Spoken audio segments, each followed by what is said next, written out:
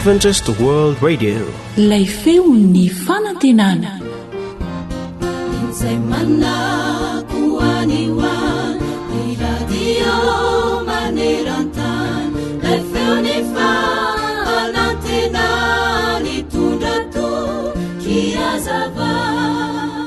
Isika vehivavy matetika dia mieritreritra fa arakaraka ny abetsaka sy ny atsara ny haingo isan-karazany izay ataonao amin'ny vatanao no milaza fa olona tsara ianao, ary dia mifaninana mihitsy mandany vola maka-rena ahafahana manao izany. Kanefa tsarovy fa tsy ireny akory no milaza fa olona tsara ianao. Tsy hoe ratsy ny mikarakara vatana, satria fahotana ihany koa tsy fikarakaranao ny vatanao, fa ny tena hatsarana marina dia miankina amin'ny fomba fanomezanao lanja sy ny fomba fitondranao ny tenanao ary ny zava-miafina marina ao am-ponao, na hoe ratsy izany na tsara. Tsarovy ary fa ny tenin'Andriamanitra dia milaza fa fitaka ny fahatsaram-bika ary zava-poana ny fahatsaran-tarehy, fa ny vehivavy matahotra an' Jehovah ihany no hoderaina. Ohabolana 1:30 andininy 8.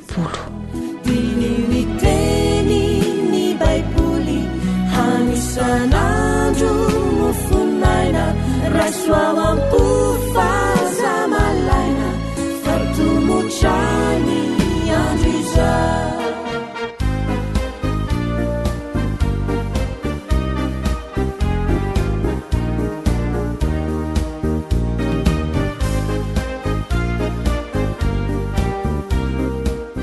Lay feon'ny fanantenana. Vehivavy izay mpandresy hatrany hatrany, izay no tanjona raha-mbola eto an-tany, ka andao ifankaty hiara-kodory, ifampitantana hiara-dy, hokintanana zavy izao tontolo izao, hofankatahaka amizay rehetra tao, fity wiray ao amin'ny Kristy. Vehivavy ho modely, mendrika ho filamatra, otony fiainana aminjely, tsetrika sy sambatra, fitanana zavy izao tontolo izao, ufankatahaka amizay rehetra tao, ka mpanjaka ny firaisan-kina sy fity wiray ao amin'ny Kristy. Vehivavy ho modely, mendrika ho filamatra, otony fiainana aminjely, tsetrika sy sambatra, kintanana zavy izao tontolo izao, hofankatahaka amizay rehetra tao, ka mpanjaka ny firaisan-kina sy fity wiray ao amin'ny Kristy.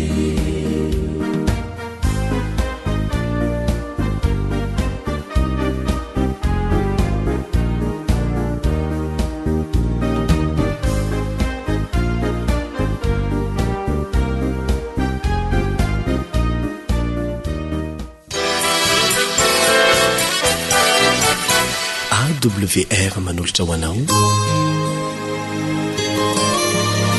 feon'ny fanantenana.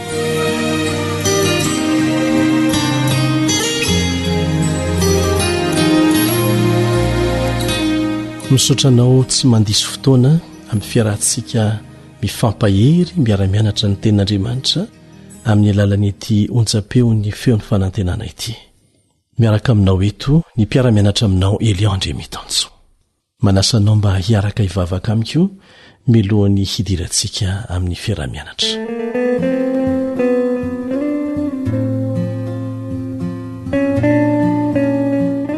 Rainay izay ny an-danitra ho amasinina ny anaranao ho tonga ny fanjakanao, atao ny sitraponao itia tany tahaka ny eny an-danitra eo amin'ny fiainany tsirairay aminay, eo amin'ny fiainany isam-pianakaviana, eo amin'ny fiainany fiangonanao sy ny firenenay.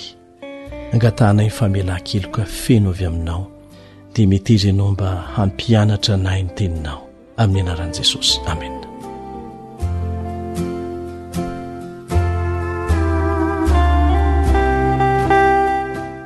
Miangavy ianao mba hanaraka ny eritreritra any amoron-dranomasina any, dia andeha atao hoe mipetraka manamorona ny ranomasina mihitsy ianao hoe, dia indray maraina dia tapa-kevitra ianao fa hifomeloa ary handeha manaraka ny moron-dranomasina, manaraka ny torapasika mandomando eny, dia tazanao eo amin'ny rano nitaratra ilay tana masoandro vao misandratra, mitopa mangina makany amoron-drano ny onja. Raha mbola manaraka ny torapasika ampatony ininy ianao dia voatsikaritra ao fa misy dia-tongotra eo anoloanao. Avy eo ianao dia nahita dia-tongotra anankiray indray fandrony, fantelony, dia nitazana hatrany amin'izay farataza ny masonao ianao, fa tsy nahita na iza na iza. Inona re no ambaran'ireo dia-tongotra ireo aminao hoe tsotra ihany no lazainy izany aminao. Na dia tsy nahita na iza azy ianao, dia famantarana mazava aminao ireo dia-tongotra ireo fa efa nisy olona nandeha teo alohanao. Efa nisy olona nandeha tamin'ny torapasika teo alohanao. Dia metraka fanontaniana hafa aminao indray aho. Raha mitsangana ivelan'ny trano ianao, ny trano izay misy ianao, ka mijery ny manodidina, inona re no hitanao hoe ahi-maitso, torapasika, hazo, tendrombohitra sy havoana, voninkazo, renirano, farihy mahafinaritra, angamba koa mahita biby ianao. Ary raha mbola eo am-pitsanganana eo ianao, inona re no hijoroanao eo hoe inona ny eo ambanin'ny tongotrao? Mitsangana eo amin'ny velaran'ny tany ianao. Dia atrakao indray masonao, inona no hitanao?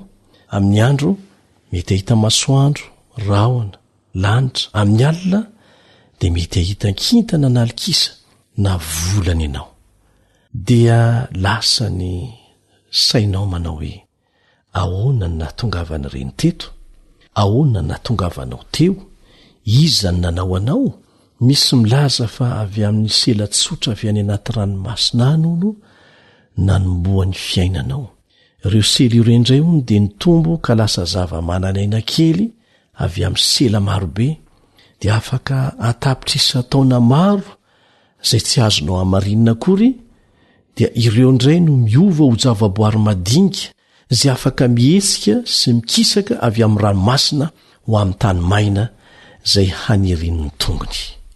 Olona tapitrisany tamin'ny vanim-potoana ny fandimby no ny fanazavana maro sy samy hafa tanteraka ny amin'ny fomba ny andohany zao tontolo izao sy ny tany ary izay rehetra miaina.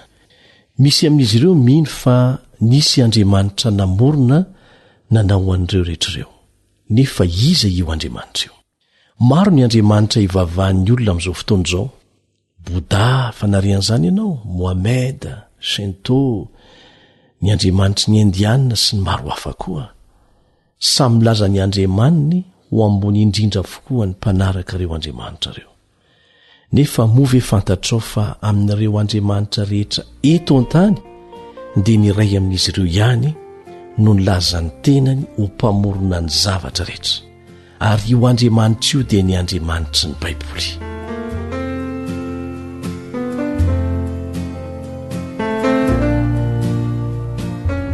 Andeha ho jerentsika hoe inona no azontsika fantarina avy amin'ny Baiboly momba an'io Andriamanitra ny famoronana io. Raha mahita trano ianao, efa tonga tao an-tsainao ve fa angamba nanao ny tenany ihany izany trano izany? Dia amaly ianao hoe tsia, tsy misy trano nanamboatra ny tenany. Azonao an-tsaina fa nisy nanamboatra io trano io. Raha mahita lalana ianao, mety ho ny hevitra ve no fa ny lalana ihany no nampisy ny tenany sa nisy nanamboatra? Nefa ny lalana sy ny trano dia mbola tsy misy heviny raha oharina amin'izao tontolo izao sy ny olona izay nanamboatra azy. Noho izany, rehefa mijery ny olona, ny biby sy ny kintana ianao, tsy midika ve zany fa nisy nanamboatra izy ireny? Nisy namola vola ireo zavatra rehetra ireo. ary nisy nahary. Hanomboka hianatra momba an'Andriamanitra izay nilaza ho mpamola vola sy mpamorona ny zavatra rehetra isika.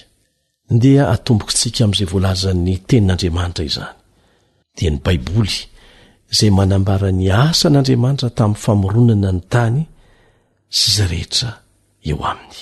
Hojerentsika ary ny zavatra niseho tamin'ny andro voalohany namoronan'Andriamanitra izao rehetra izao. Ao amin'ny Genesis 1:1 dia lazainy fa tamin'ny andro voalohany Andriamanitra nary ny lanitra sy ny tany. Eo amin'ny 1:3 dia izao ny voalaza ary Andriamanitra nanao hoe misy mazava dia nisy mazava. Tsy hoe nisy hatramin'izay izany ny mazava fa Andriamanitra ny namorona ny mazava. Ao amin'ny Genesis 1:4 sy ny 5 dia voalaza fa hitan'Andriamanitra fa tsara ny mazava. Dia nampisaran'Andriamanitra ny mazava sy ny maizina dia nisy ny hariva nisy maraina andro voalohany izany. Tamin'ny andro voalohany amin'ny herinandro no namoronan'Andriamanitra ny tany ary Andriamanitra nanao ny mazava ho andro, ny maizina nataony hoe alina. Izay ny hitantsika eo amin'ny Genesis 1:1-5. Ny andro faharoa indray Andriamanitra dia nanao hoe misy habakabaka eo anelanelan'ny rano ary aoka ampisaraka ny rano amin'ny rano izy. Eo amin'ny Genesis 1:1-5 no atantsika an'izany. Dia voalaza fa nisy izany hoy ny voalaza eo amin'ny 7. Ary Andriamanitra nanao ny habakabaka hoe lanitra dia nisy hariva ary nisy maraina andro faharoa izany hoy ny voalaza eo amin'ny 7. Tamin'ny andro faharoa izany dia nanao ny lanitra izy, nanao ny habakabaka hoe eo anelanelan'ny rano ka nampisaraka ny rano amin'ny rano. Ny andro fahatelo indray dia izao ny voalaza eo amin'ny 7 amin'ny Genesis 1 ihany. Andriamanitra nanao hoe aoka hiangona ny rano ny ambanin'ny lanitra ho eo amin'ny fitoerana anankiray ary aoka hiseho ny maina dia nisy izany. Eo amin'ny 9 dia izao ny vakiantsika. Ary Andriamanitra nanao hoe aoka ny tany haniry ahitra sy anana mamoa ary hazo fihinam-bo samy araka ny karazany avy ka manamboa ao aminy eny ambonin'ny tany dia nisy izany. Dia eo amin'ny 7 dia voalaza eo fa nisy hariva nisy maraina andro fahatelo izany. Tamin'ny andro fahatelo izany Andriamanitra dia nampiseho ny tany maina, namorona ny ranomasina ary nameno ny tany tamin'ny zava-maniry. Tonga sahady eo amin'ny andro fahaefatra isika. Genesis 1:7 sy ny 15 no vakiantsika. Ary Andriamanitra nanao hoe misy fanazavana eny amin'ny habakabaka ny lanitra ampisaraka ny andro sy ny alina ary aoko ho famantarana sy ho fotoana ary ho andro sy ho taona ireo ary aoko ho fanazavana eny amin'ny habakabaka ny lanitra izy hanazava eny ambonin'ny tany dia nisy izany. Ary hitan'Andriamanitra fa tsara izany dia nisy hariva ary nisy maraina andro fahaefatra izany.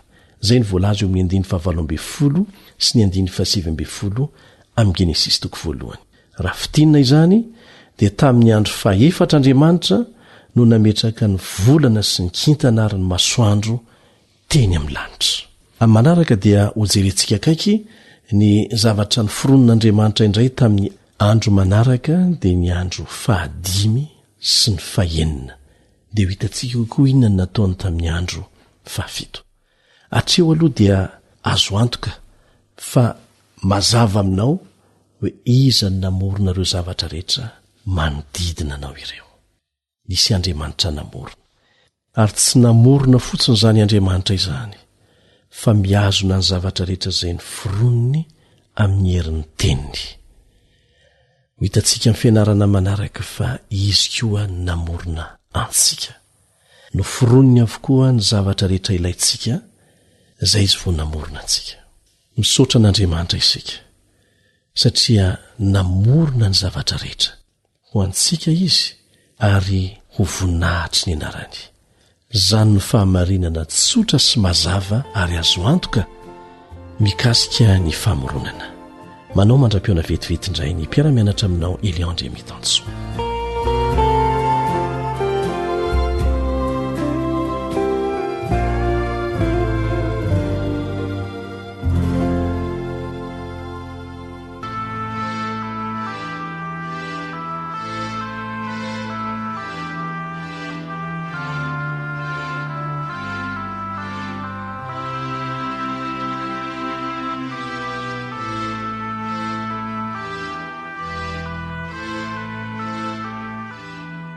Groupe Jude 25.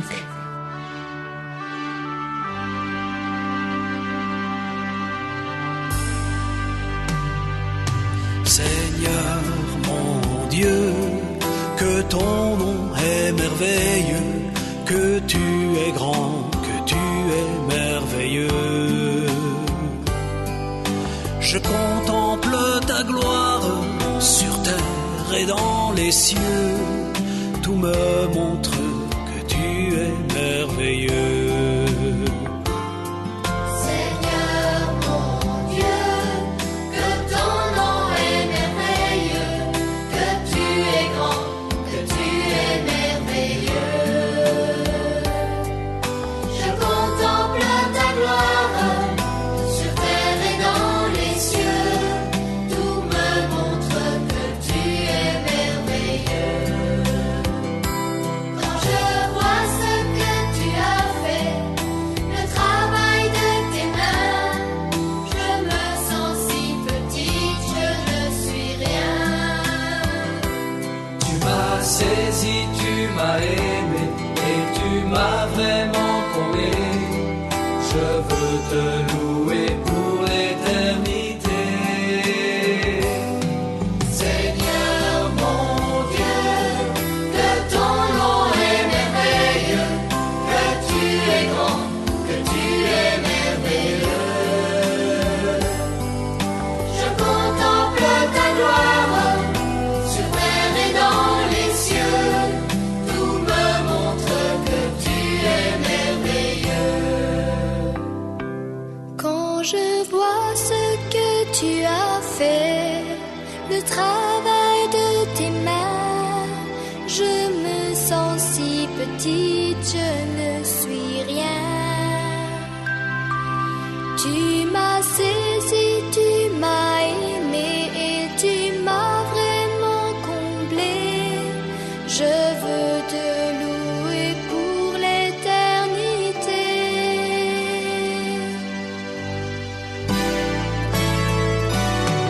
Seigneur mon Dieu, que ton nom est merveilleux, que tu es grand, que tu es merveilleux. Je contemple ta gloire sur terre et dans les cieux, tout me montre que tu es merveilleux. Seigneur mon Dieu, que ton nom est merveilleux, que tu es grand, que tu es merveilleux. Je contemple ta gloire sur terre et dans les cieux, tout me montre que tu es merveilleux. Tout me montre que tu es merveilleux.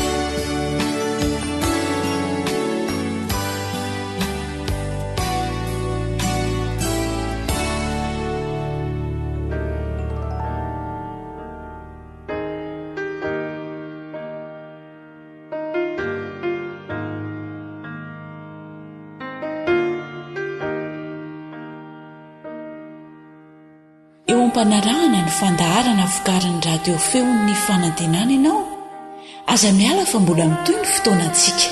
Misaotra tompoko.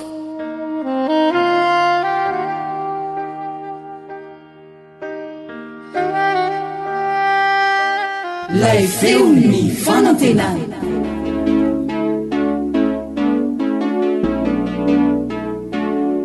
Tanora mandray andraikitra, mitondra fanantenana.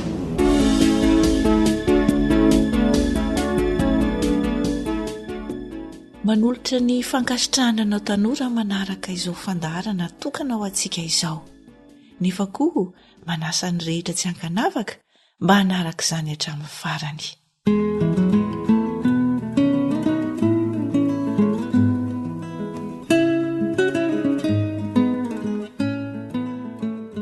Maro isika tanora no nahavita ny fianarany. Misy ihany koa ireo tsy nahavita izany hatramin'ny farany, ary misy aza tsy afaka niditra an-tsekoly mihitsy noho ny antony samihafa. Nefa maro amintsika tanora toy izany no mihevitra fa eo amin'ny fanambadiana na ny fianterana amin'ray aman-dreny no vahaolana eo amin'ny ho avy ka misy amintsika zany a mieritreritra hoe tsy mila miomana no amin'izany mandeha ho azy ny zavatra rehetra move tena mitombona ve zany fomba fihevitra izany sa tsy mahakasika izay indrindra ary no resadresaka no manina ho anao eto miaraka amin'ny namana Elion fa miloha izany andeha aloha anaraka tantara iray isika dia mino finaritra ary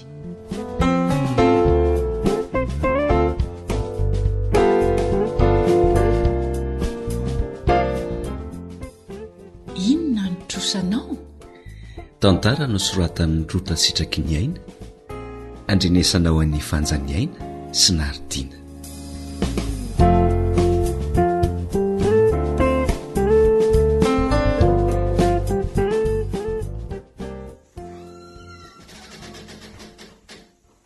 Oritsila efa ho avy zao ny farany volana ka mba tokony eritreretinao kely ny vidin-jiro sy ny rano ary no fatrano a tsy vitako tsony kosa raha za foana ny mpisolo vaika ny akalana ka sahalan'ny hoe za rery no mipetraka ato amin'ity trano ity dia zany tsy maintsy mizaka ny fandaniana rehetra ato nefa tokony hifampizarana ianao mantsy to mandrimandry rivo zany miferinaina lavetoko ndry mihitsy ry anja ny tena manasarotra fiainana mbola afaka herinandro ane voafarany volana e mbola manana fotoana tsara hoy ianao move tsy zany foana ny valiteninao isak'izay resahana fandaniana ato trano e ianja firy volana zay za foana no miantoka hatramin'ny sakafo lehilahy ane Oritsila za aza vehivavy mikarama kely ity nefa mbola mahavita didy amin'ny fanampiana ny dada sy neny ary ianao inona mba vitanao ndritiko be moralina betsy ny zava-misy eneny lazaiko e tsy mbola nahita lehilahy kamo velona takanao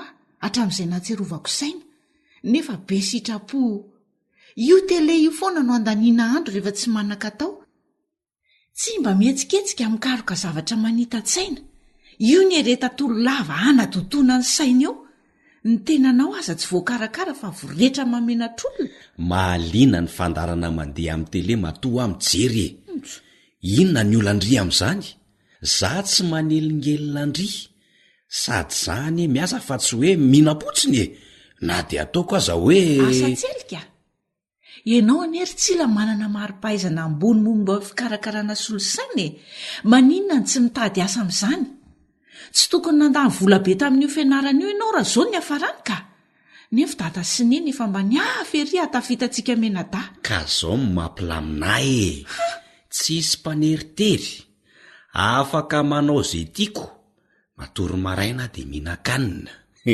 dia mandeha miasa ny heriva mba manana tapakandro manontolaka ako ainandray sady ijereko tele ko inona ny maharatsy an'izany tsara tokoa moa zany otry dia mandra-poviana hono raha tsila be famaliana no hiaina tahak'izany ka sa hiandry ny tahak'izay zay vao anenina rehefa manambady aman-jana karikala atao inona moa asa azy vola raha tsy hamelomambady e tsy hitako izay anasarotana fiainana raha mbola tsy manambady tsy miova amin'izao tsila raha tsisy vady satria nilana ny vady ane ka no anasikarakara e raha azoko tsara zany dia hiandry vady anohany tsila vao hitady asa tsara dia hiandry vady vao hokarohana vao anao metimety sy karakara vatana ary hitady asa zay indrindra azo ndry tsara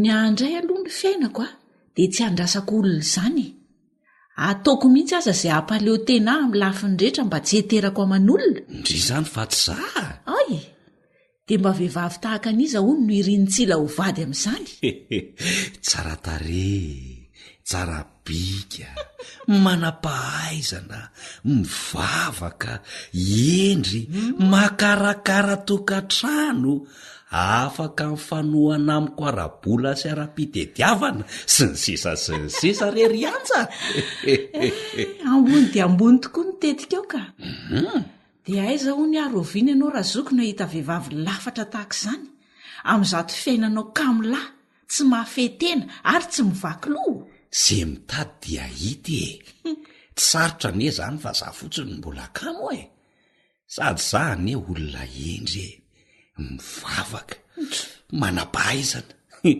tsy hoe kile maina fa mba misy jerena ihany raha mita amin'ny lehilahy sasany ka inona indray mbola eo koa dada sy niny afaka nampy ahy de tena mahatoky tena tokoa zany ianao fa iraika aminao zany karazana tovavy irinao sy tany sainao zany ejesy mahatoky ny tena koa ary faniriana tsara zany ho tanterahako amin'ny fotoana mety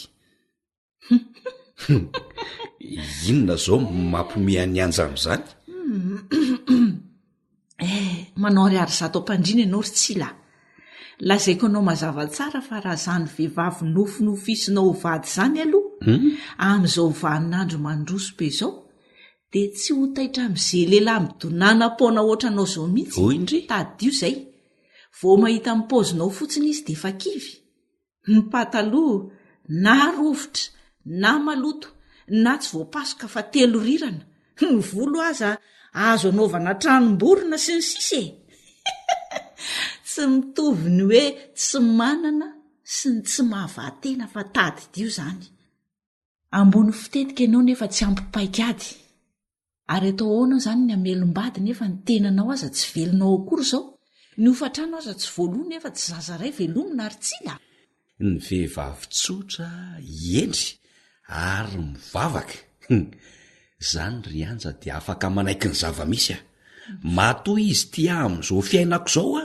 de tena tia izy zany diso tanteraka ianao ry tsila ahoana amin'ny mahadiso an'izany aza terenao anaiky ny tsy fandraisanao andraikitra ny zanak'olona fa fitiavateny zany tsaroa fa tsy morana iny fa hazona zavatra tsara fa tsy maintsy mila ezaka andrinilika ka raha tianao ny ahazo vady tsara asa tsara na zay zavatra tsara rehetra de ianao mihitsy aloha no mila miezaka mampiseho fa ilainao zany de ho tonga aminao ny tsara irinao na ho an'ny lehilahy zany na ho an'ny vehivavy mangina kely ndry fa zany emisainy vitako kajy daholo ny fiainako sady endry no mivavaka aza miteniteny foana ry tsila foana hoany na be diplôma sy tapipaizana taky ninona azy ianao tsara tare nefa kamo velona tsy tia miasa tsy mahavoabatana tahaka izao de tsarovy fa ianao io mihitsy ny mila miova aloha zay ianao va tena hoe mila mivavaka marina amin'Andriamanitra mangataka fahendrena avy aminy mba hahitondra tena fa tsy manala baraka an'Andriamanitra miteniteny fahatany hoe za endry za mivavaka nefa tsy manome voninahitra n'ilay namorona anao akory ny fiainanao jereo anie omeo lanja ny nanaovan'Andriamanitra anao ry tsila oka izay ny resantsika dafa mandreraka marina zany tsila manao zay mahafinaritra azy nefa koa tsy maintsy tafety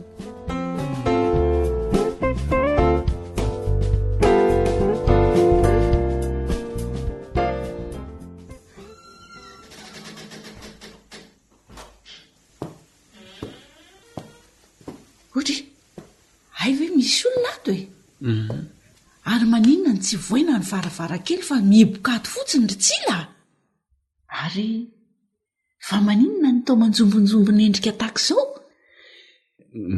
misy zavatra mampiasa ny saiko mafy de mafy ry anja ary mety hitondrako loza mihitsy aza raha tsy voavaingana de aingana samy voaka ny trano ako fa loza ahoana ry tsila nanan'olona vola be efa ho 3 volana izy mitaky amiko foana ny amerenako azy io fa nodiko tsy fantatra andray kosa ary tsy izy rery ihany nefa olona 3 ory zareo no manana trosa amiko ory tsila ny roa aloha efa voalohako ihany fa ny ray mbola tsy voalohako hatramin'izao andraikako de ho torino ny raha tsy voalohako angana ny volany zay ary fa vola be anga raha etsy ariary ory tsila efa nitady atraizatraiza ny angavo mafy nitady vonjy tamin'ireo namako sy olo-patatro fa milaza tsy manana daholo moa ny olonako na manamanary amin'ny andro sarotra tsy fa volana tao inony zany ry tsila ka nanampiana tamin'ilay fandaniana tato an-tranoko ny karamako anie sady mampalahelo ny mahasosotra ny toetranao ry tsila manala bara-batana manala baraka an'Andriamanitra manala baraka fianakaviana tsy mbola nisy fitrosana taman'olona natao zany mihitsy tato an-trano fa tadidinao tsara zany. Ny volako foana ny lany. Dada sy neny aza mbola manampy antsika dako inona indray? Ka sendrany tsy azo anoharana ny ary anjy. Rehefa tojo olana iah dia tsy misy miraharaha mihitsiko.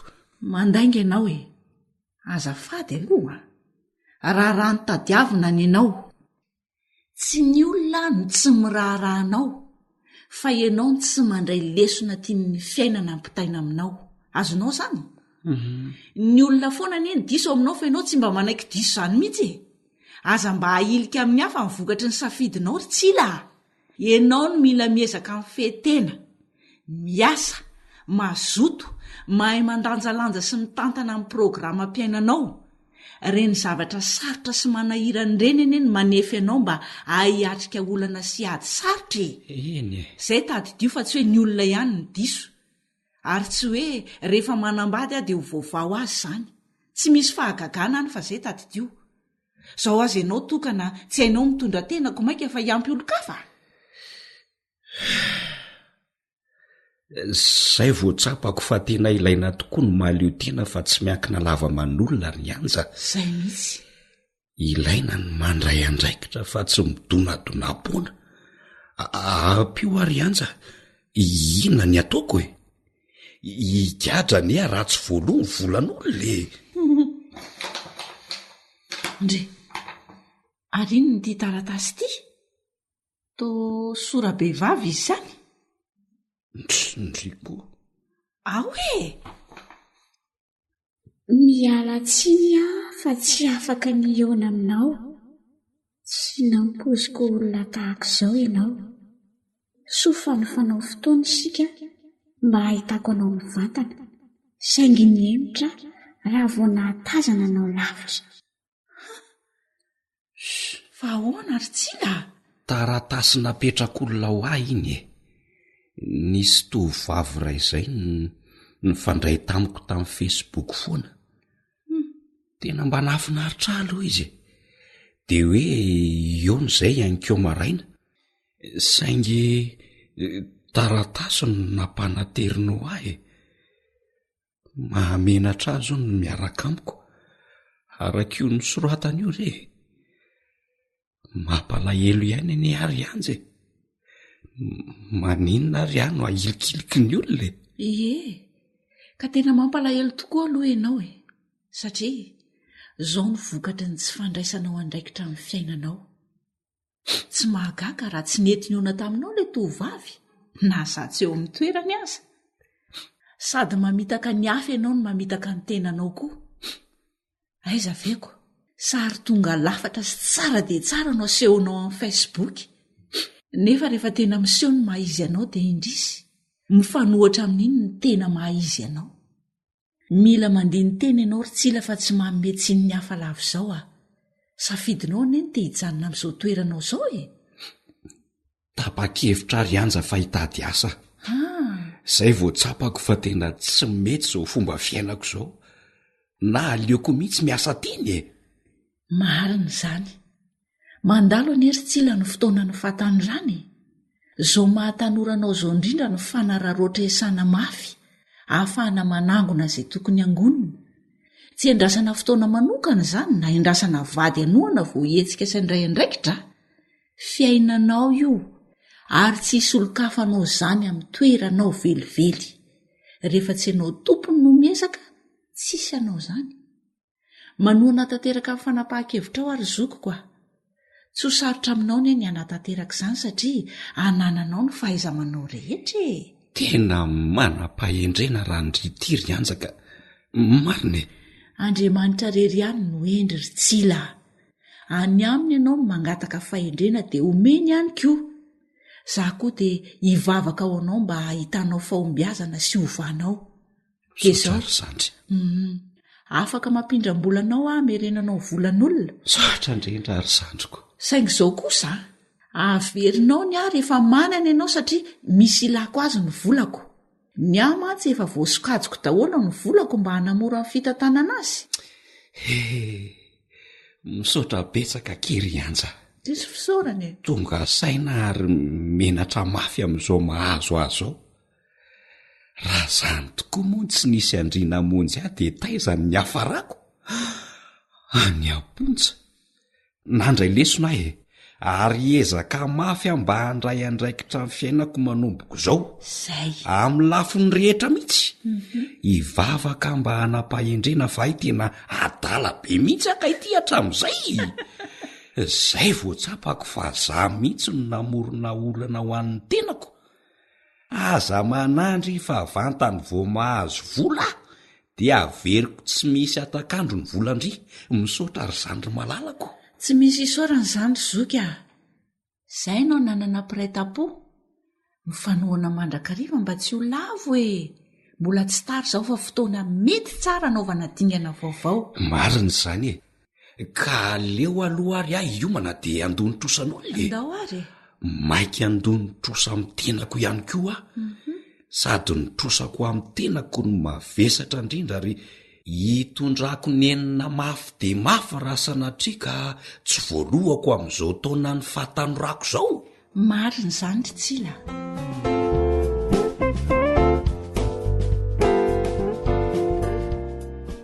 Faly miraban'ny tanora rehetra mpanaraka ity fandarana ity. Ny zokinao Eliandry Mitansoa no mitafatafa aminao eto indray. Ety ampanomboana aloha dia tianay namanao ato amin'ny feon'ny fanantenana ny miteny fa raha mizara izay kely fantatray sy tsapana eto ho anao zandry zahay dia tsy hoe manam-pahaizana tapitroatra. Mety ny fanohatra amin'izany mihitsy aza. Ary tsy hoe nahita fahombiazana tamin'izay hananaranay na mba resadresanay amintsika namana izay mpiara-miaino eto fa izay tsy nahombiazanay mihitsy aza no hakanay lesona. Mba tsy tianay ahavoantsika zandry. Zaraina amintsika mba tsy ahavoantsika intsony. Izay no mahatonga ny hoe izay adala ny toanjoky na toan'ny rainy na toan'ny reniny. Tokony tsy ahavoantsika intsony izay nahavoan'ny zokontsika na ny ray aman-drenitsika. Tokony ho lanja miakatra mantsy ny fiainany. Ary izay mba kely vitanay kosa teo ambany fahasoavan'Andriamanitra dia zarainay aminao koa. So mba mety asoanao ihany. Adidina apetraky ny tompo amin'olombelona mety maty sy tsy tanteraka tahaka anao ny asa ataona eto dia tanterahana ampanetretena. Mangataka vavaka izahay satria tsy olona tanteraka velively. Indendray ary isitona lesina hitafatafa kely avy amin'ny zava-misy santionany amin'ny zavatra hitantsika andavanandro ihany ange no narahantsika tamin'ny resadresaka izy menada teo. Verimberina eto amin'ity fandarana ity no hoe mandalo ny fotoanany fahatanorana tokony ho ararotina fa ny toyiny tsy mitovy. Ao ny manararoatra an'izany mba ahafahana manara-po amin'ny fafinaretana. Ao indray ny manararoatra an'izany mba ahafahany mampivelatra ny maizy azy manontolo na rabata na ratsay na rapanahy dia tena manao izay ho afany mihitsy satria nampianarina azy fa izay tsy vita ao anatin'ny fahatanorana dia ho sarotsarotra ny manatanteraka azy rehefa miamitombo ny taona. Ary marina mihitsy ny voalazan'ny Tsila teo hoe ny trosantsika amin'ny tenantsika no tena mavesatra indrindra. Izay tsy vita amin'izao fahatanorana izao ho sarotsarotra ny havitana azy arakaraka ny androson'ny taona. Raha miresaka mikasika an'izany hoe fiomanana ho amin'ny fanambadiana izany sika dia matetika sidokan'ilay fifankatiavana mafana ny tanora alohan'ny fanambadiana. Tsy te resadresaka an'izany hoe inona ny tokony ho fiomanana taona, inona no fomba fiaina izay tiantsika iarahana miaina ao atokantrano raha mitokantrano sika. Mamitaka iaina nefa izany. Amin'ity anio ity dia mifantoka kokoa amintsika lehilahy izay miomana ho amin'ny fanambadiana ny resaka. Tsy ny zavatra rehetra no vitantsika eto ny miresaka azy fa dia resahantsika miandalany eny ihany izay verina fa mety mahasoa antsika. Indrenandeha dia nisy tovovavy ny teny tahakan'izao. Efa nahita lehilahy ve no izy izay tsy mijery fitaratra vao mitady vady sahaza azy.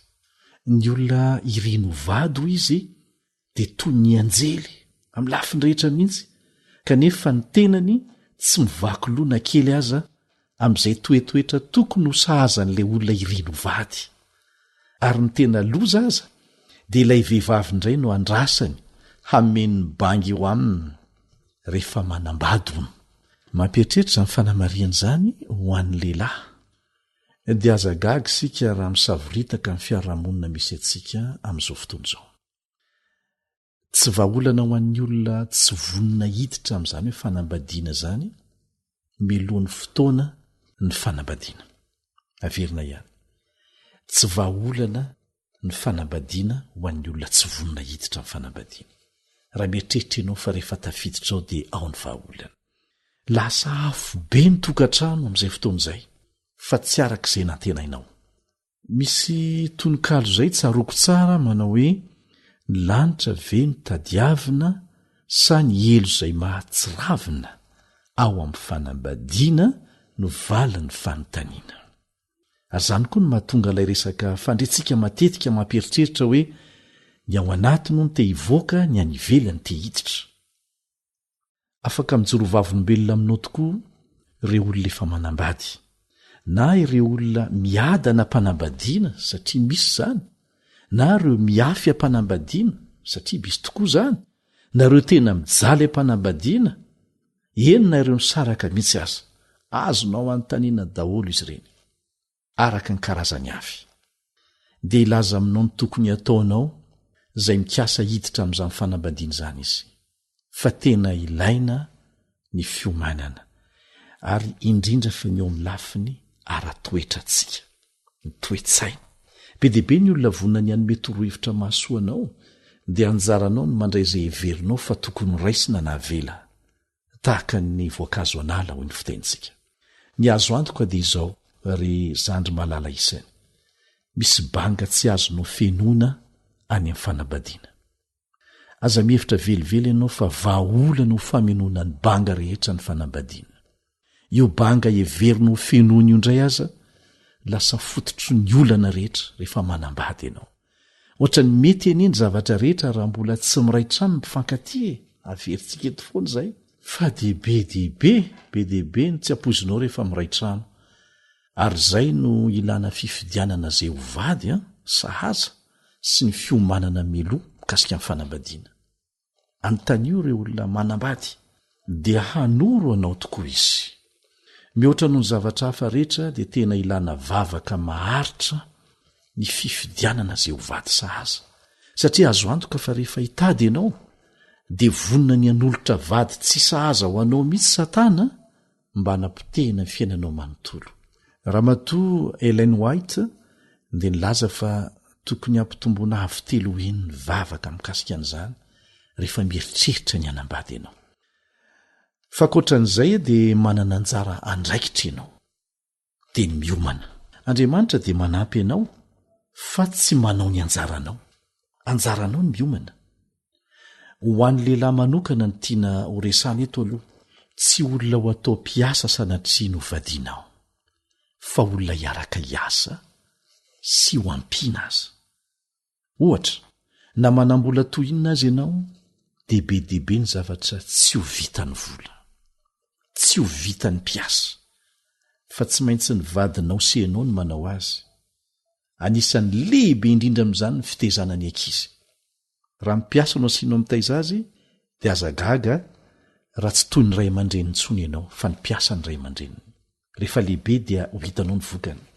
Tahaka an'izany koa ny fandraisana fanapa-kevitra kasika ny fikarakarana ny tokantrano izay tsy maintsy atao isan'andro. Izay toetra ny volavolainao taloha amin'ny fanambadiana nefa no tsy maintsy iainanao ao anatin'ny fanambadiana. Ary ireny toetra ireny no modely ho tafin'ny zanakao fa tsy nianatra voaka ny vavanao. Raha kamilahapaka fifanomezana fafinaretana ny filany nofinao fotsiny ianao ohatra dia aza gaga raha hifindra amin'ny zanakao izany. Raha mandeha ho azy tsy misy fandaharam-potoana ny fiainanao tahaka ny lakana tsy misy voy dia aza gaga raha hanoatra lavitra noho izany no ataony zanakao. Raha tsy zatra ny fe io fihetseponao mora mitrotra ary manimba zavatra io vao mba mitony efa misy zavatra simba vao mitony efa zavatra mampalailo an'olo izy kanefa zay moa le toetra samy manana ny fahalemeny mila feheziny zany fa ray zany mbola tonga ny fanambadiana dia lasa olana goavana mihitsy tsarofo fa ho be lavitra ny toejavatra ampirehitra matetika ny fihetsepo sy ny atezerana mety hanapotika zavatra maro rehefa hiatrika ireo adidy samihafa ao tokantrano ao ianao zao zany ianao dia mila mianatra mbavaka mifehizany fihetsepo manimbo zany ohatra vitsivitsy an'ireo raha olona zatra robaroba ianao eo amin'ny fampiasana ny vola milohan'ny fanambadiana aza mieritreritra ianao fa ilaminao azy zany rehefa manambady ianao ka zao hoe samy manana ny faiblesseny ny fahalemeny dia fantaro dia ekeo dia mbanova ezaka eo mba hafahasoavan'Andriamanitra mba ho afaka manitsy an'izany fa ho sarotsatro kokoa ny anitsy an'izany rehefa miamitombo ny taona indrindra fa rehefa manambady tsy misy zavatra ho azy zany na iova ho amin'ny tsara ho azy zany rehefa manambady tsy maintsy ianarana amolahatena melo arak'izay azo atao avokoa ny fahazarana tsara rehetra tiana ho ananana mandeha rery azy ianao sahirana ka maika aveo ombambady amanjanaka arahany adidy sy ny olana samihafa ka aza mieritreritra mihitsy hoe rehefa nyatokatrano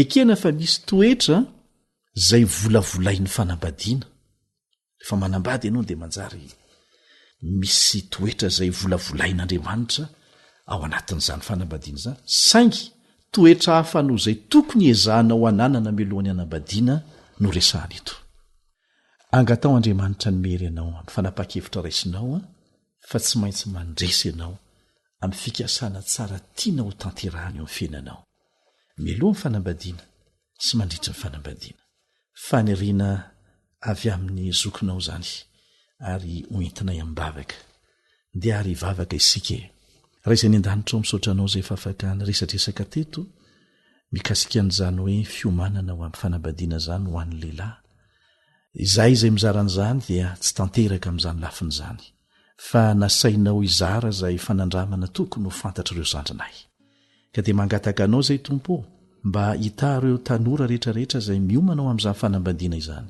mihosaina endry izy ireo ahafahany mafantatra zay fiomanana tokony atao amin'ny anaran'i Jesosy amen.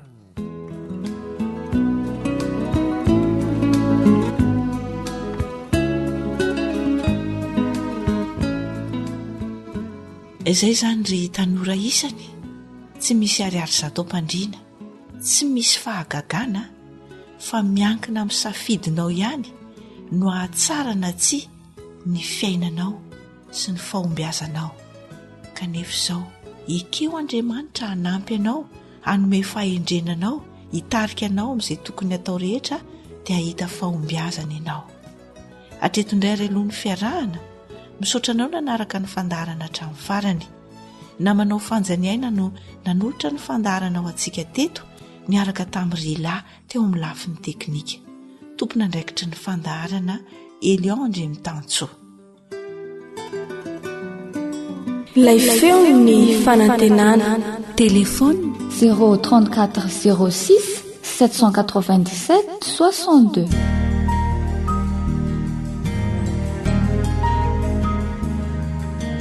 faniteninao no fahamarinana taridalana manokana fianarana baiboly avoaka ny fiangonana adventista maneran-tany iarahanao amin'ny feo ny fanantenana sy ny departementany sekoly sabata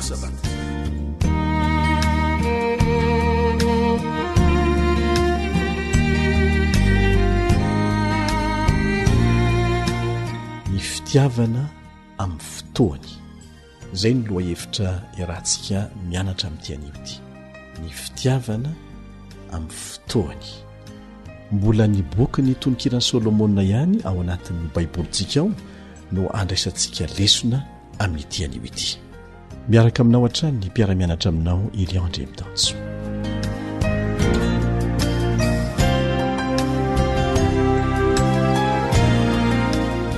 ny boky tononkirany Solomona dia tononkalo-pitiavana mahafinaritra ary tsara trano ny mampatsiahy antsika nefa fa tsy mahafinaritra fotsiny amin'izao izy io fa ny karaza-pitiavana resahany ao dia ilay fitiavana vokatry ny fanahy masina eo amin'ny fiainany mpivady fa tsy ny fitiavana fahitantsika andavanandro eo amin'ny akamaroan'ny olona satria efa simba ny fahotany izany karaza-pitiavantsika olombelona izany izay manimba tanteraka ny tena endriky ny fitiavana marina.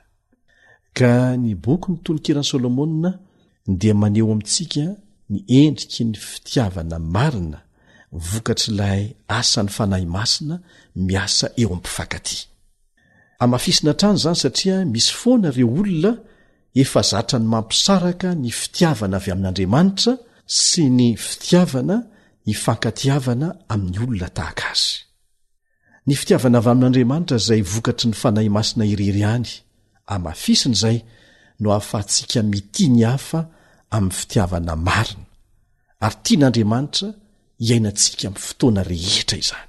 Ny tononkirany Solomonina 4:5 sy ny 5:1 no azo lazaina hoe ivony zany tononkalo zany, izay maneho amintsika fa tamin'ny farany dia nyroso tamin'ny fanambadiana Solomonina sy ilay vehivavy Solemita. Manasanao ary hamaky izay voalaza ao amin'ny tononkirany Solomonina 4:12 sy ny 14. Tononkirany Solomonina 4:12 sy ny 14. Satria voahidy ny havako ampakariko, loharano voahidy, fatsakany-drano voahisy tombo-kase. Zany ny fomba ilazany any Solemita. Sa voahidy, loharano voahidy, fatsakana voahisy tombo-kase. 15. Mifoaza rivotra avy any avaratra, avia ry avy any antsimo, mitsofa eny an-tsahako ielezan'ny fofony manitra, aoka ny malalako ankaty tanimbolony ka inana ny voankazony tsara. Dia hovakitsika koa ny ao amin'ny 5 amin'ny tononkirany Solomonina ihany 5:9 ka hatramin'ny 10. 5:9 ka hatramin'ny 10. Manana zandry vavy tsy mbola misy nono izahay. Ahoana no ataonay amin'ny zandry vavinay raha mby amin'izay andro angatan'olona azo vady? Raha manda izy dia anangananay tilikambo volafotsy eo an-tampony. Fa raha varavarana kosa izy, averina ihany, raha varavarana kosa izy dia ho tampenanay hazo fisaka sedera. Manda aho dia toy ny tilikambo ny nonoko, hoy ilay anabaviny. Raha eo imasony dia toy ny efa mahita soa aho, hoy ny toy ny teny. Inona re no tiany Solomonina resahana ao anatin'ireo andinin'ireo?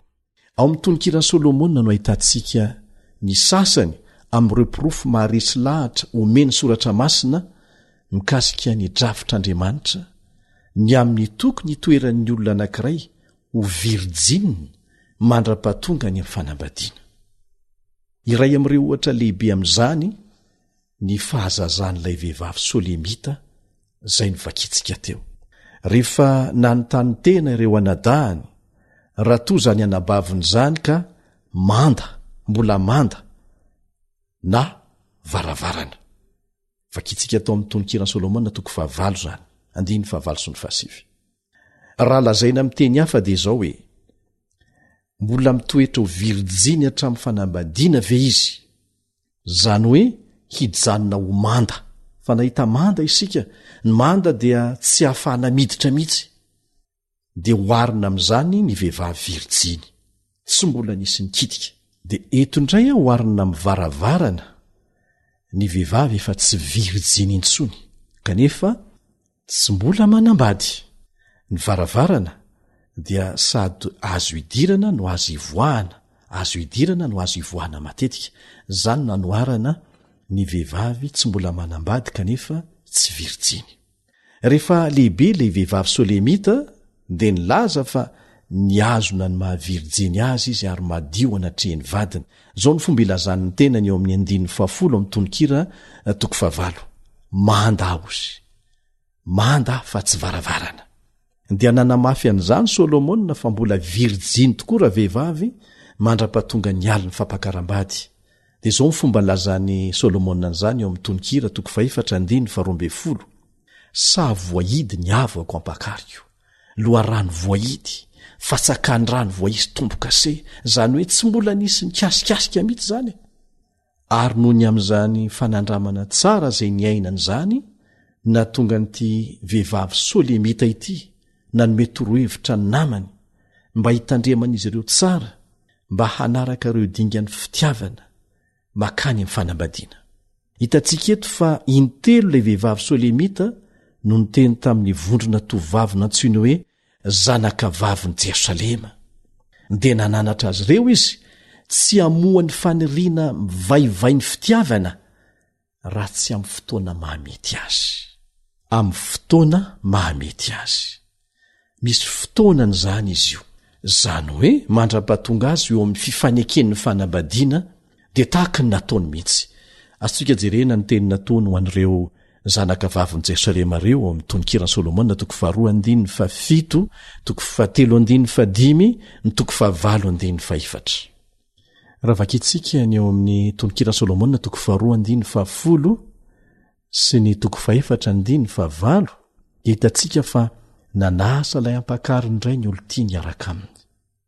Tsy nanaiky an'izany fanasany zany raha vehivavy ny elohan'ny fanambadiana satria midika fifandraisana akaiky zay fanao anatin'ny fanambadiana lay fanasana. Ao amin'ny tononkira toko 4:9 indray dia izy lay solemita ny manasa azy manasa ny Solomona ho ao amin'ny sahany ary dia nanaiky an'izany tamin'ny mpitiavana tamin'ny mpifaliana tokoa ara-lehilahy. Amin'ny tononkirany Solomona toko 5:1 no ahitantsika an'izay. Misy fotoanany ny zavatra rehetra. Misy fotoana ny zavatra rehetra. Tsy hoe voasinto ny atsaratarehany fotsiny ihany raha lehilahy vokatr'izay toetra hitany tamin'ny solemita izay fa lasany-dra vehivavy mihitsy ny fony lasany araka ny hitantsika eo amin'ny tononkirany Solomona toko 4:7. Lasa tia azy fatratra izy ary tena faly izy satria efa ahazy rery manomboka hatreo somandrak'izay raha vehivavy. Eto ampianarana nyity leson'ity dia mety ho lasa ny fisainanao. Angamba tsy mba tahaka nyity tovovavy azo lazaina hoe idealy voalazany tononkira ty ngamba ianao satria mbola tsy manambady kanefa tsy virjiny intsony. Aza manary toky satria ilay Andriamanitra fitiavana dia mamela eloka sy vonina ny tantananao hanomboka fiainanao vaovao tahaka ny olona tsy nanota mihitsy. Zao ny fampanantenana omen'Andriamanitra antsika amin'ny Jaona 1:9-7. Raha hoy isika tsy manana ota isika dia mpandainga ny marina tsy ao anatintsika. Fa raha miaiky ny fahotantsika isika dia mahatoky sy marina izy ka mamela ny fahotantsika sy manadio antsika ho afaka amin'ny tsy fahamarinana rehetra. Mario tsara ny teny mamy nataon'i Jesosy tamin'ilay vehivavy tratra ny jangajanga. Ao anao izy? Zaho koa tsy manameloka anao fa amin'izao sisa izao dia aza manota intsony. Rehefa mamela ny elontsika tahaka an'izany Andriamanitra dia zao ny lazainy ao amin'ny Salamo 7:12. Salamo 7:12. Tahaka ny alavitry ny atsinanana amin'ny andrefana fa ny elanelana be zany no alavitry ny anesorany fahotantsika amintsika. Rehefa nangataka famelan-keloka ianao dia matoky fa namela ny elokao izy. Ny olombelona ny tia mampatsiaro anao foana ny tsy nentina ataonao fa Andriamanitra rehefa mamela ny elokao dia manadino an'izany tanteraka afaka manomboka fiainana vaovao ianao. Amen.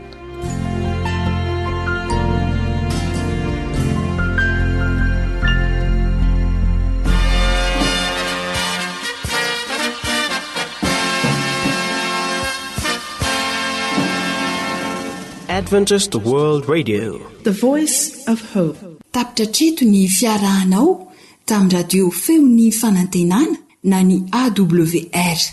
Azonao ataony mamerina miaino na maka maimaimpona ny fandaharana narahanao teo amin'ny fotoana rehetra ilanao azy. Raisoary ny adresy ahafahanao manao izany. www.awr.org.